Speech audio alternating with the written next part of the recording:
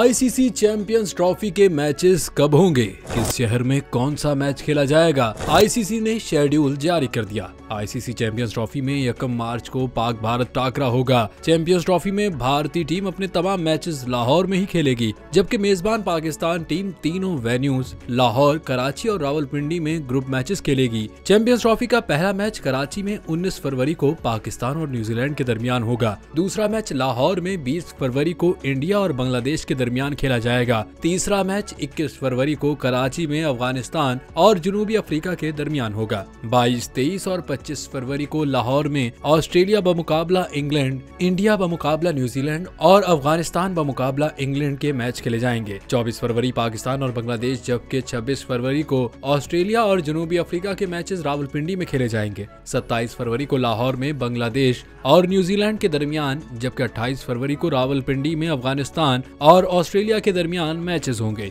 1 मार्च को पाक भारत टाकरा, जबकि 2 मार्च को रावलपिंडी में जनूबी अफ्रीका और इंग्लैंड का मैच होगा। 5 मार्च को पहला सेमीफाइनल कराची, जबकि दूसरा सेमीफाइनल 6 मार्च को रावलपिंडी में रखा गया है। जराये के मुताबिक 9 मार्च को चैंपियंस ट्रॉफी का फाइनल लाहौर में खेला जाएगा।